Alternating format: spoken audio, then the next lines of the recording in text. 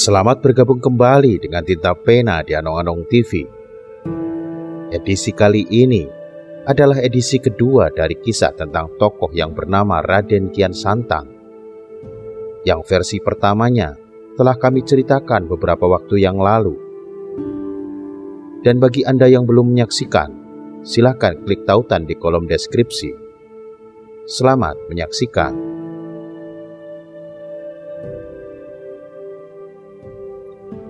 Kian Santang adalah tokoh tasawuf dari tanah Pasundan yang ceritanya sangat melegenda, khususnya di hati masyarakat Pasundan dan kaum tasawuf di tanah air pada umumnya.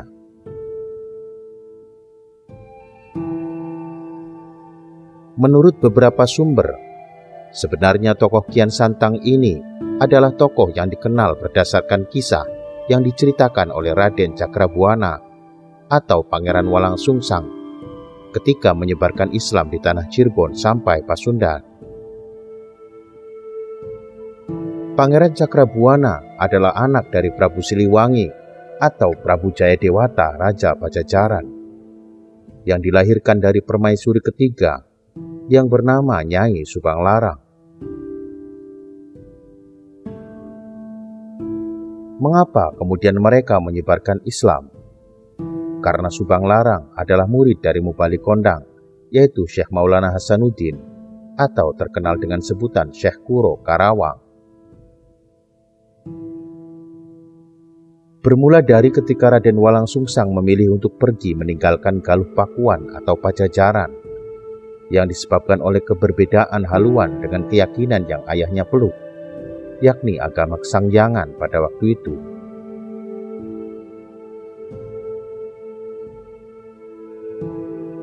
Diriwayatkan, beliau berkelana menyiarkan Islam bersama adiknya, yaitu Rara Santang, ibu dari Syarif Hidayatullah atau Sunan Gunung Jati, dengan membuka perkampungan di pesisir utara dengan bantuan Ki Gedeng Tapa atau kakeknya, ayah dari Nyi Subanglarang.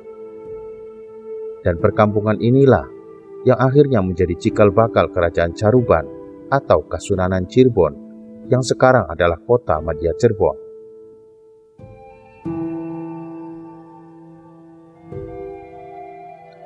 Legenda Kian Santang diambil dari sebuah kisah nyata dari tanah Pasundan tempo dulu, yang epik ceritanya tersimpan rapi berbentuk sebuah buku di perpustakaan Kerajaan Pajajaran. Ini berkaitan erat dengan tebakan para peneliti yang menyatakan bahwa naskah Serat Wangsakerta adalah palsu, yang alasannya tinta yang digunakan untuk menulis kitab Wangsakerta terlalu muda dibanding kitabnya. Di situ diperkirakan ada sebagian naskah yang hilang. Bisa jadi naskah yang hilang tersebut adalah cerita tentang Kian Santang. Pajajaran memiliki kitab cerita tentang Kian Santang. Alasannya adalah karena Pajajaran adalah hasil dari penyatuan dua kerajaan antara Galuh dan Kerajaan Sundapura, yang dimana Kerajaan Galuh dan Sundapura pun adalah dua kerajaan pecahan dari Kerajaan Tarumanegara, yang di masa Prabu Purnawarman, yaitu raja ketiga dari Kerajaan Tarumanegara, sengaja dibangun istana baru, yaitu Sundapura. Dan kemudian oleh Trusbawa, menantu Linggawarman raja ke-12 atau raja terakhir, dijadikanlah ibu kota tersebut menjadi Kerajaan Sundapura. Sedangkan Galuh dijadikan hadiah pada Writekandayu, adik dari Gagak Lumayung, karena berhasil mengusir penjajah dinasti Tang tahun 669 Masehi yang hendak menguasai Tarumanagara. Ini jika mengacu pada tahun, karena tahun 669 Masehi diperkirakan masa hidup Sayyidina Ali, tokoh sentral dalam kisah Kian Santang ini.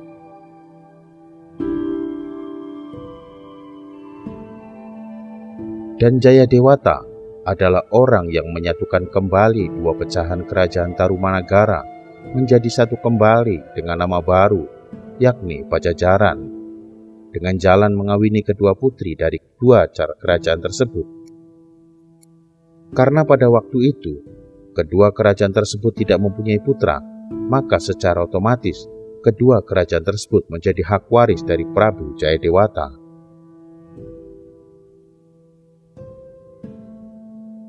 Dikisahkan, tersebutlah pada waktu itu, yaitu abad ke-6 Masehi atau tahun 669 Masehi, pernah terdapat putra mahkota yang sakti mandraguna, keturunan Bagawan Manikmaya atau cicitnya yang masih berdarah kerajaan Tarumanegara. Karena Bagawan Manikmaya kawin dengan putri Singawarman, Raja Tarumanegara ke-7 yang bernama Soba Kencana. Kemudian dihadiahi bumi Kendan atau kerajaan Kendan. Seorang sakti mandraguna tersebut bernama Gagak Lumayung, yang dalam ceritanya di tataran Sunda dan sekitarnya tak ada yang mampu mengalahkan ilmu kesaktiannya. Hingga suatu saat datang pasukan dari dinasti Tang yang hendak menaklukkan kerajaan Tarumanegara. Namun berkat Gagak Lumayung, pasukan Tang dapat dihalau dan tunggang langgang meninggalkan Tarumanegara. Semenjak itu, Raden Gagak Lumayung diberi sebutan Kian Santang, yang artinya penakluk pasukan Tang. Diceritakan, sang Kian Santang ini karena saking saktinya hingga dia rindu kepingin melihat darahnya sendiri seperti apa. Hingga sampailah di suatu ketika saat dia mendapat wangsit di tapa beratanya, bahwa di tanah Arab terdapat orang sakti mandraguna yang tak terkalahkan. Konon, dengan ajian napak sancangnya, Raden Kian Santang mampu mengarungi lautan dengan berkuda saja. Di mana dalam ceritanya, ketika sampai di pesisir, beliau bertemu seorang kakek, dan padanya dia minta untuk ditunjukkan di mana orang sakti yang Kian Santang maksud tersebut. Dan dengan senang hati, si kakek tersebut menyanggupi untuk menunjukkannya. Namun sebelumnya, dia mengajak dahulu Kian Santang untuk mampir ke rumahnya. Alkisah, setelah sampai di rumahnya, ternyata tongkat dari sang kakek tersebut tertinggal di pesisir dan meminta Kian Santang untuk mengambilkannya. Konon dikisahkan, si Kian Santang tak mampu mencabutnya sampai tangannya berdarah-darah. Disitulah Kian Santang baru sadar kalau kakek itu adalah orang yang dicarinya. Dan akhirnya, dengan membaca kalimat syahadat yang diajarkan oleh kakek tadi, yang akhirnya menjadi guru spiritualnya, tongkat tersebut dapat dicabut. Dan siapakah kakek tersebut? Ternyata dia adalah Sayyidina Ali, menantu dari baginda Nabi Muhammad SAW. Cerita tersebut membumi sekali sampai saat sekarang, dan yang aneh, kebanyakan orang menduga kalau Kian Santang itu adalah Raden Walangsungsang. Dan itu sangat paradoks karena tidak mungkin kalau Kian Santang yang dimaksud putra Pajajaran dapat bertemu Sayyidina Ali. Karena jelas tahunnya sangat jauh, hampir 800 tahun lebih.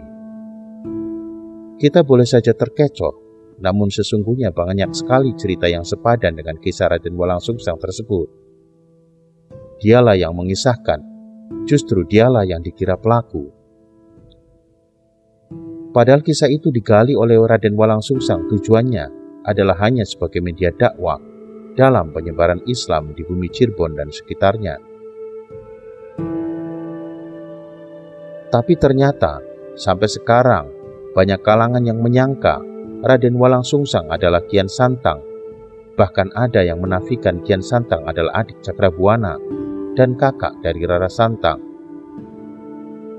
Tentu hal ini akan membuat bingung, karena Sayyidina Ali hidup antara tahun 500 sampai 650-an Masehi, sedang Raden Walangsungsang atau Babat Tanah Cirebon itu tahun 1400-an. Raden Walangsungsang mengambil cerita ini dari perpustakaan Kerajaan Pajajaran dengan pertimbangan karena kisah itu mirip dengan kisahnya, yang dimana Kian Santang setelah pulang dari Arab, dia ingin mengislamkan ayahnya Prabu Damunawan, namun ditolaknya, dan Kian Santang memilih meninggalkan istana. Galuh dan tahtanya kemudian diberikan adiknya, yaitu Wretekan Dayu. Begitu pula Raden Walang Sungsang yang pernah merantau ke Arab dan menikahkan adiknya Rara Santang yang diambil istri oleh putra kerajaan Mesir waktu itu. Dan pernikahan berlangsung di Mesir, yang dari pernikahan inilah nanti akan lahir Raden Syarif Hidayatullah atau Sunan Gunung Jati. Keinginan Raden Walang Sungsang untuk mengisamkan Prabu Siliwangi pun ditolak mentah-mentah, dan ayahnya tidak ingin bertarung dengan anaknya, maka dia memilih mensucikan diri atau bertapa. Konon, Prabu Siliwangi kemudian menjelma menjadi macan putih. Pengambilan kisah penokohan dalam sebuah cerita seperti ini sebenarnya pernah pula terjadi pada era sebelum Raden Walang Sungsang, yang tepatnya dilakukan oleh Raja-Raja Jayabaya. Yang menurut cerita, dia adalah raja Islam pertama di tanah Jawa, karena dia pernah berguru pada Syekh Ali Samsuddin, seorang ulama dari Mesir. Dan setelah itu menciptakan kitab Musrar atau yang terkenal dengan kitab Jongko Joyoboyo dari kerajaan Panjalu atau Kediri, di mana sewaktu masih dipegang Raja Airlangga, kerajaan tersebut bernama Kerajaan Kahuripan, dan karena kedua anaknya semua meminta tahta, maka Kahuripan dibagi dua, yaitu Panjalu dan Jenggala. Sepanjang perkembangan dua kerajaan tersebut selalu bermusuhan, dan pada masa kerajaan Panjalu dirajai oleh Jayabaya, Panjalu mampu menaklukkan Jenggala, dan disatukan lagi antara Jenggala dan Panjalu. Pada waktu Panjalu menaklukkan Jenggala, Raja Jayabaya meminta Empu Seda dan Empu Panulu untuk mengutip naskah dari India yang judulnya Mahabharata, namun diverifikasi dengan gaya Jawa sebagai perlambang atas kemenangan perang saudara Panjalu atas Jenggala, yang akhirnya kitab tersebut diberi judul Bharatayuddha.